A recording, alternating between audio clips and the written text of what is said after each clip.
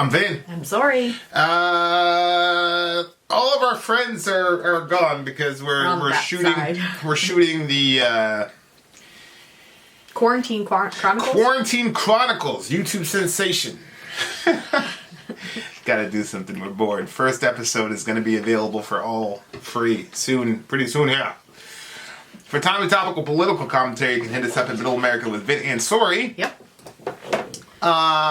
And this is a Patreon pick from a specific individual. This is the same guy that got us the Murder of the World one, right? Where the guy, the guy threw up the universe or whatever. And I'm pretty sure there's like some connection between that and this, according to the big homie. Yeah. We'll see. And he wanted us to listen to it relatively close to when we watched. I still remember the other one where he puked. How could we not? Correct. So, this is King Gizzard and the Lizard Wizard, Crumbling Castle. It should be interesting. Okay. Shout out to the big homie game. All right, ready? Yep. And go.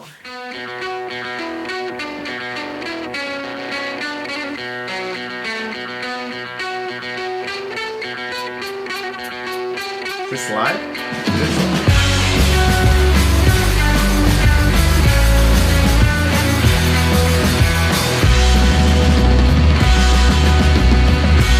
Sabbath worship.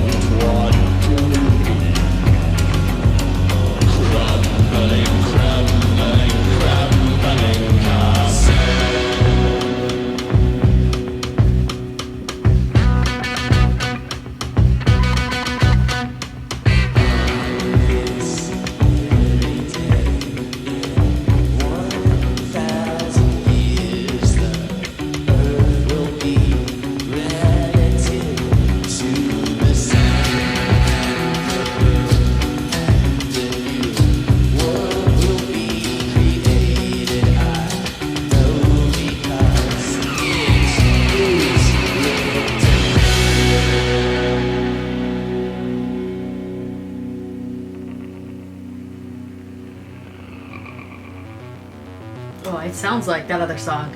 Yeah. The vomit one, right?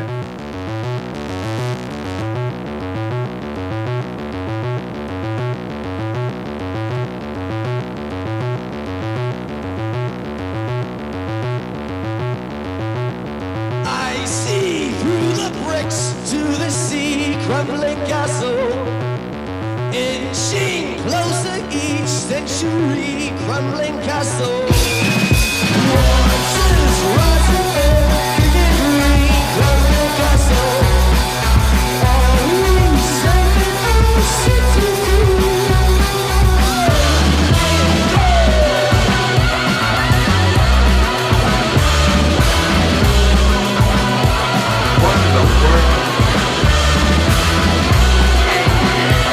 Oh my goodness.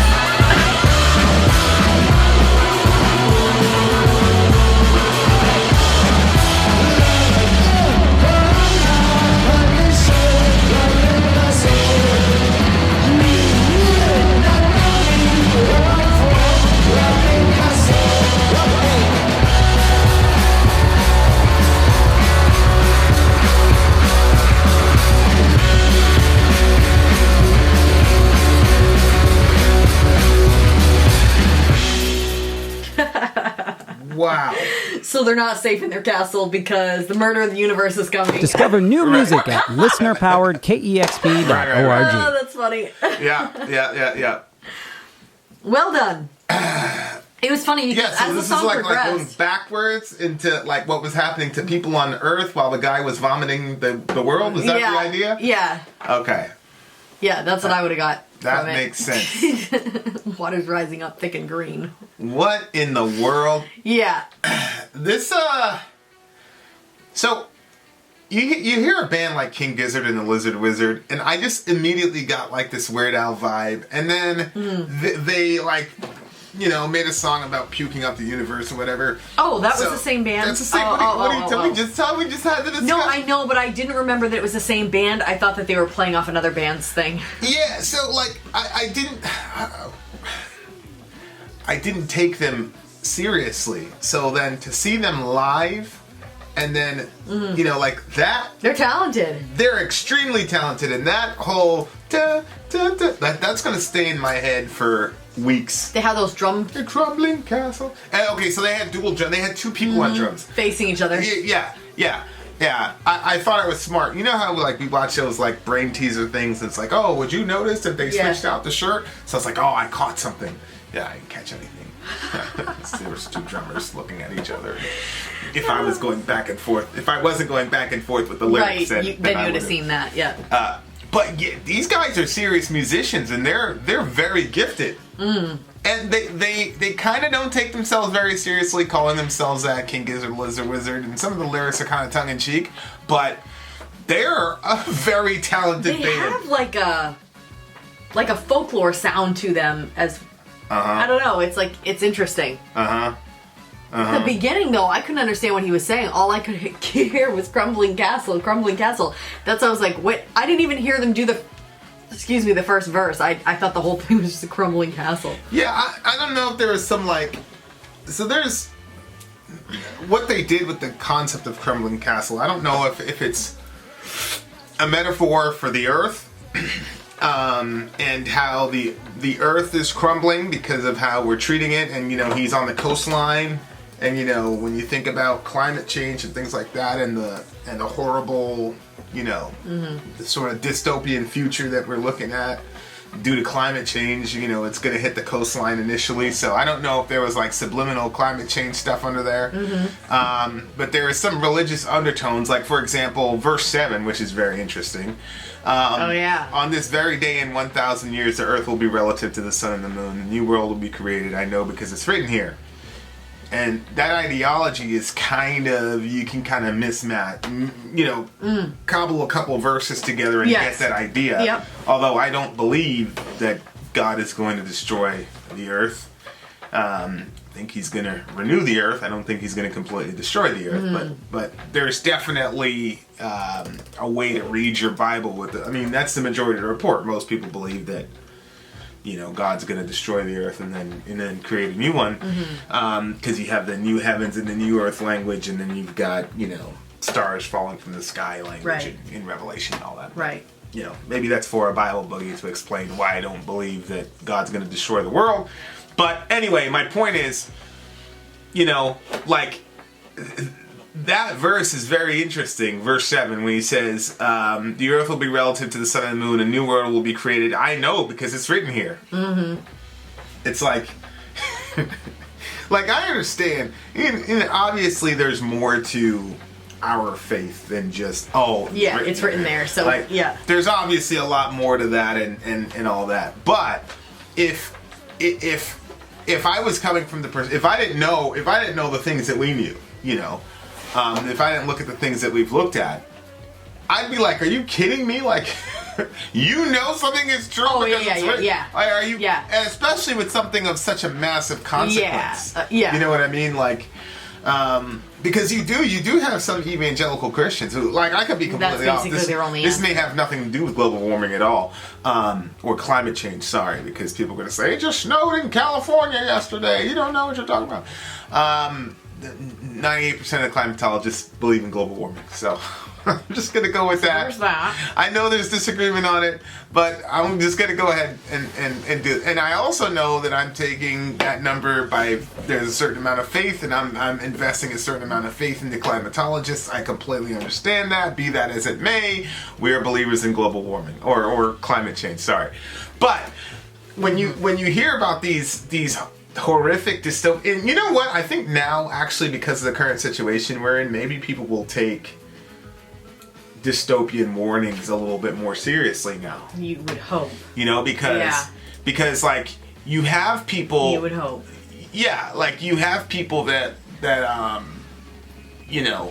because something's go, never happened. They think nothing ever will, and we're going to be completely good. Correct. But then to see how this, one virus has been affecting so many people, and it's definitely taken a toll on us, and it's forced us all into our homes, and I think it's a difficult time. I know that there are worse things that could be happening to us. We could be somewhere where we have no shelter, we have no place, but there's disasters that go, that happen to people in those types of situations. But, our world is changing, our lives are changing, and it's challenging. That's for sure. It's possible that it becomes one of those 9/11 level events to where you have a real new normal where, going to the airport and things like that, the harassment that people endure going through the airport, my life was not like that pre 9/11. Right. And I think that, so I don't know how that's going to work. Go back from once you came. Yeah. I don't scan your forehead before you go in. That's the mark. Mark of the beast.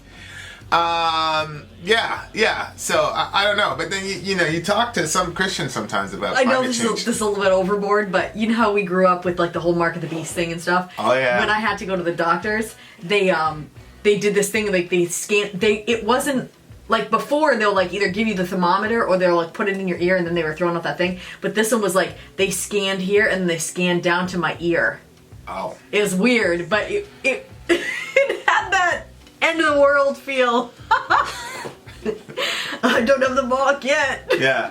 Funny. Yeah. Anyway, carry on. I actually had a pretty cool side conversation with a villager about the mark of the beast I think it was a week and a half ago. Oh yeah? Yeah, it was a fun chat because the guy was mega informed, so it's always fun to go back and forth in those situations. He was a fun guy. Shout out to the big homie.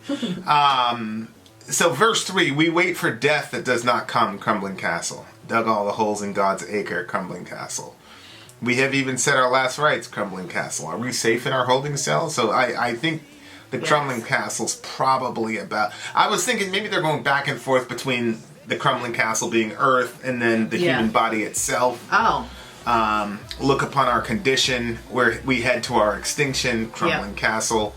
The sounds of the constant lightning would be enough to block out the thought of the end of the world if it were not for our tinnitus from the bomb.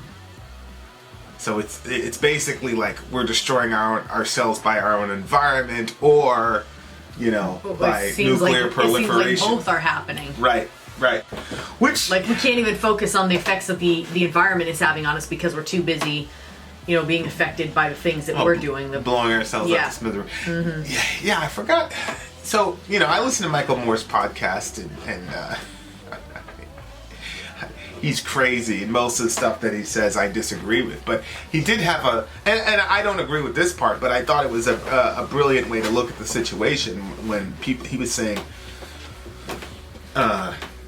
people were saying we're gonna destroy this world, we're gonna destroy the earth, and somebody was on his show and they laughed and they said, look, man, the Ice Age showed up and eliminated the dinosaurs in a pretty quick fashion, but the earth is still here.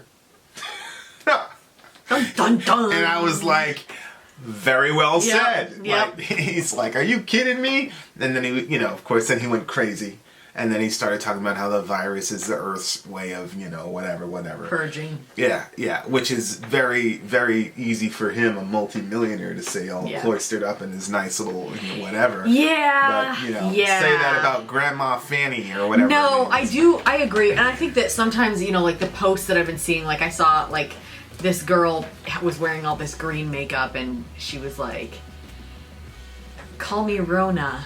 Like, the Corona. You know what I mean? And I was like, that's no. What was she trying to say? I think that she was just trying to, like, she loves putting out a bunch of makeup pictures of herself, so I think it was just like, oh, let me just put this, and then, she put the little green virus emoji thing in there and stuff. But it's well, you wouldn't probably do that if your family member died from that. It wouldn't be like just some makeup ploy. Correct. So I think that sometimes we have to stop and think, like, I made like a joke about it and you were like, no, we can't do that, and after that I started seeing it all over the place. I'm like, yeah, it's true, we can't do that. Like, I haven't had anybody close to me pass away because of it, but if they did, then those jokes would really affect me more. We lost somebody yesterday. Well, yeah, I'm talking about like immediate family, but yeah, it's hellish stuff. But it's a song like this where it's like, look at our condition, look at the condition we're in. Like, it's one of dug all the holes in God's acre. That's very interesting. It's like, there was this guy. He had his name was last name was Peyton, and I guess like he owned he owned a car dealership, and he also had this. In my mind, big plot of land. It was only like an acre of land. That's really. Okay. And like, we decided that we were going to be badasses and go on to Peyton's property. And not Peyton. I think it's Pate's or Peyton. Who? I'm not sure. How old This are is you? way back. Like, I'm like 7, 8 years old. This is when we were in Maine. So straight from Jamaica to Maine. Okay. All the kids in the neighborhood. Remember that time I took you around and said, this is a circle we used to ride the bike, and the redneck dude showed up. The bees over there. Yeah. But God was with him. Oh my gosh. God was on his side. God was on his side. Black people are so ridiculous. We say the craziest shit. Yes. The mendacity is it's unbelievable. So entertaining. It'll either make you so angry or it'll be funny to you. Nobody knows what we're talking about. Or you agree with it. Nobody knows what we're talking about. That man said God was on his side. God was on their side. Okay. Anyway, so we all went to Pate's thingamajiggy. And we felt like real badasses. Like, yeah, we're on this guy's land, blah, blah, blah.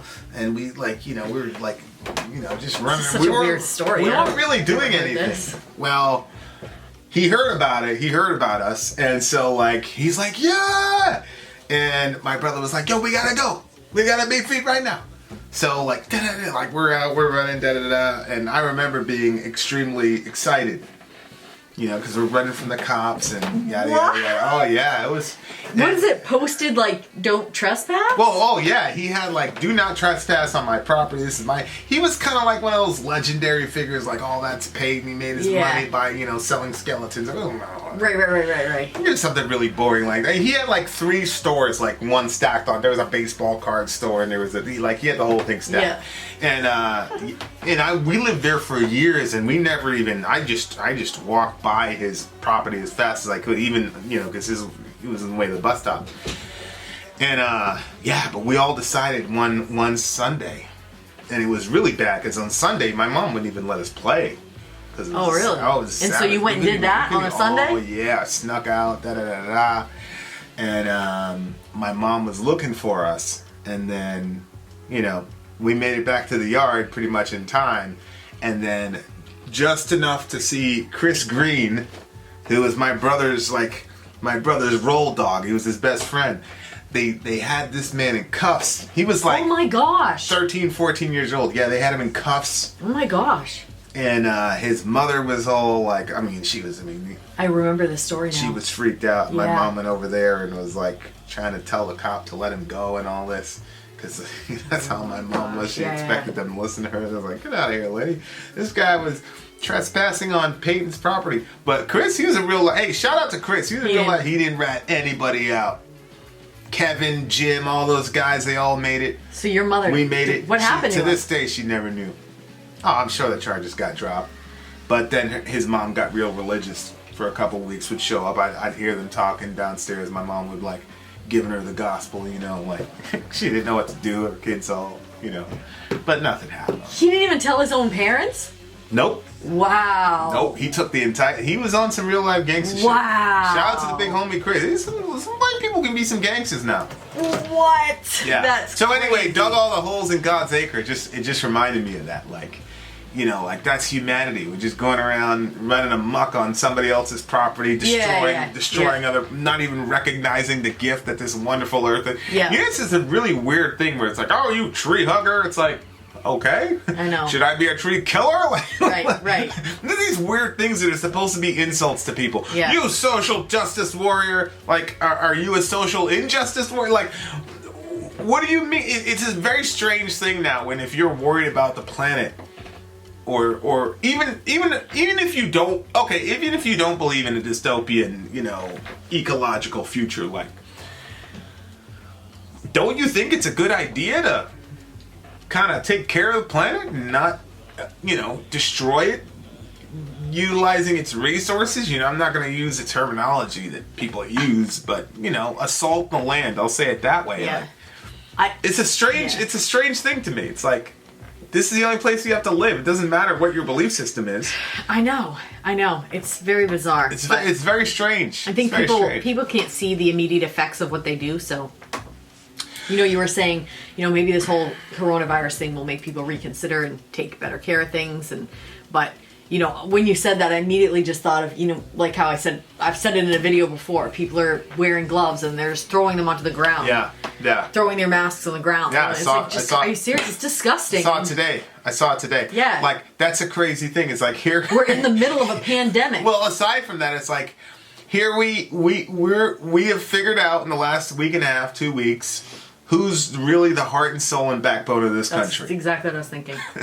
So, like, everybody's saying, oh, these guys are the heart and soul and backbone of the country. And then you do that. Yeah. To the heart and soul So they and not backbone. only have to push the carts in, right, but they also have to pick up your nasty gloves. Right, because that's what they're worth. You know? Yeah. Like, to me, it's like... But you got home safe because you didn't know how to properly take off your gloves. I cannot think of anything more disrespectful. So rude. And more...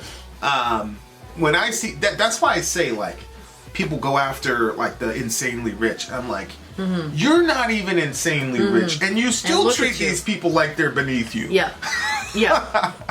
Right. You're poor as hell. You don't know where if it was your family member in that situation. Correct. You know. And just the idea that I can throw something on the ground that somebody else is going to have to pick up means you just think they're beneath you, and this is one of the reasons why sometimes, you know.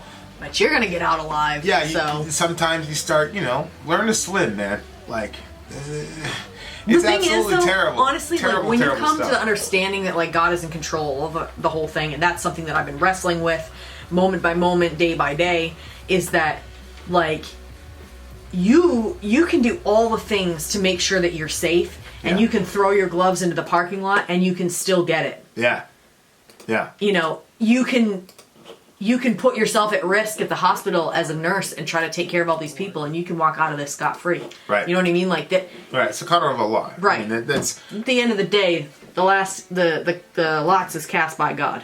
the lots cast in the lap, the Lord determines the outcome. Yeah. Right, Proverbs 6. Yeah, no, I get it, but it just seems that the crumbling castle is like, you know, and he says like, I don't want to fall into dust. I don't want nothing but to live on. Now, does he mean I don't want nothing to live on but the ache inside my keep spurs me on? Yeah, isn't that what they would call it in the what is it? Not the Lord of the Rings. What was that show? Game of Thrones. With the horrible ending. Yeah, Game of Thrones is, you know, the Red Keep or whatever.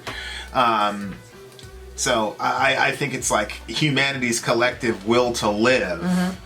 You know, he says, I don't want to be invisible, which I'm assuming was about like the fear of death.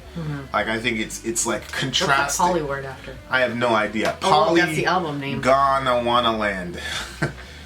Polygon. Maybe it's this place where everything's Polygon happening. Wanna Land. I don't know. Well, the other one was like an anagram for humanity. So Polygon Wanna Land is probably something about the land that is gone or something like that. Poly, is that 5? Poly? Well, it's multi something, like, you know, like polyamorous or whatever. Yeah, but polygon, is that how many sides does a polygon have? Yeah, I don't know. Carry on. It's a brilliant song, and I do think he's actually saying something extremely serious here, but I just wish I had another self so that I could listen to this and like look at the entire discography, because I bet if you like pulled it out, like there'd be a mosaic of like a very pretty deep message there. Yeah. So yeah. By the way, if you are on Patreon and you are a fan of the band Irate, we, ladies and gentlemen, have landed an interview. Yes. What tier is it? With the head of, with the lead, I think it starts at the $10 tier. But I think they're so small that we might be able to get everybody on that has an actual question. Okay, well, we'll start with the $10 and then we'll... I think the main thing I'll say is that if you're the one that requested Irate, because that means he paid $75 for it, even if he's not on the $10 tier now. You know what I mean? Yeah. So let's get him. Let's make sure he or she is able to do it. Whether or not you're on Patreon, obviously you deserve to be able to do that because you're the one that introduced us to the band. Yep. And get us some questions. And if we don't get enough questions on Patreon, then we'll just... I was going to guess that it was Matthew. It is. Okay. Matthew Mercier. Okay. All right. So there you are. So okay. message me. What are you going to do with this song? It's so funny because with some of the times about the song, I was like, it's kind of just going on. And then there was other times where I was like, oh, okay, that picked it up. It did really good. So, I was thoroughly entranced by the live performance. You saw that man with his shoes and socks off? 100%. It just gave it a feel. Okay, so I'm like at a 9.2. And I kind of missed this line here. Meet the glassy-eyed, blind and divine, hold down the fort on the coastline. The castle is a pimple on the face of our orb, a humble spot for clues to drop if you eavesdrop. I told you, verse 1 I didn't hear because all I heard was Crumbling Castle over and over. Yeah, so that's a pretty good little precursor to what's happening. And then, of course, it's like, again, it is the earth, right? But the earth is a pimple on the face of our orb, you know, that type of thing. Or maybe it's literally just talking about a crumbling castle, and I have metastasized this thing into something that it's not. It could just literally be about a pimple. I don't think so. It's not about a pimple. No, I don't think I mean, a castle or whatever. Yeah.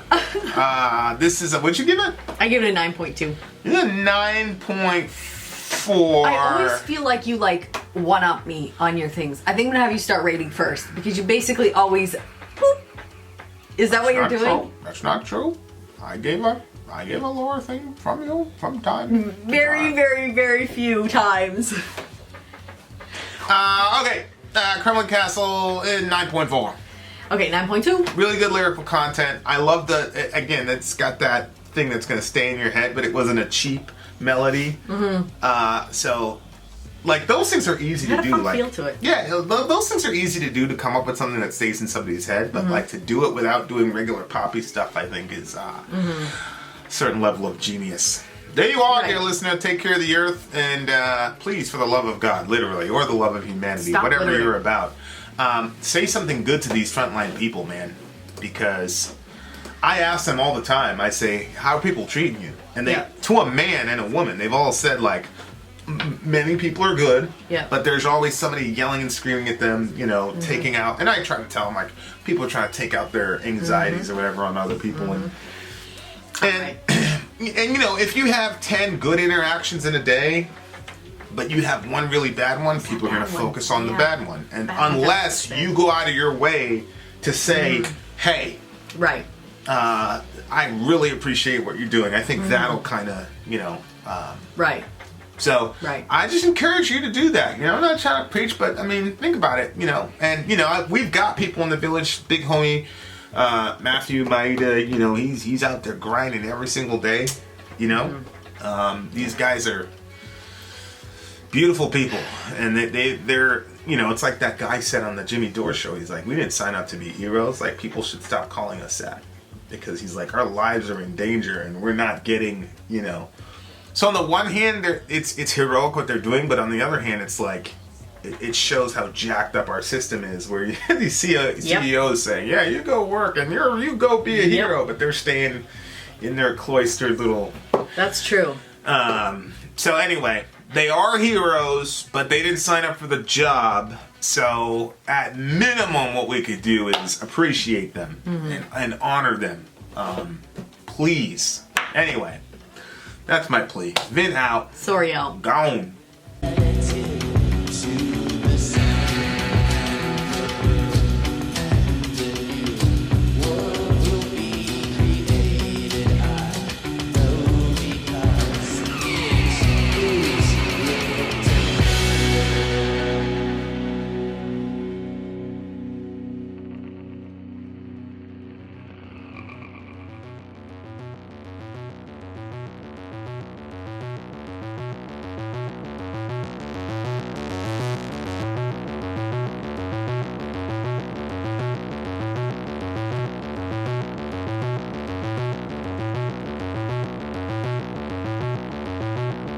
I see through the bricks to the sea, crumbling castle, inching closer each century, crumbling castle.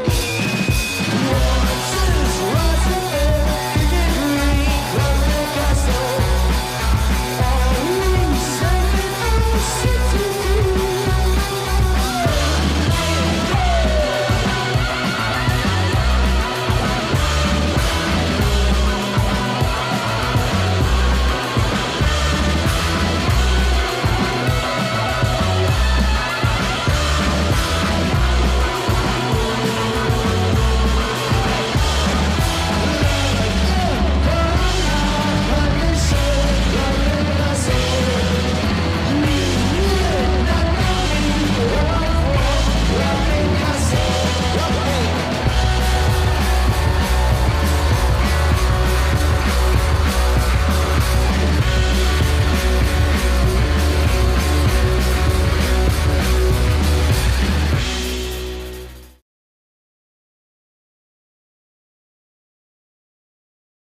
Discover new music at listener-powered KEXP.org.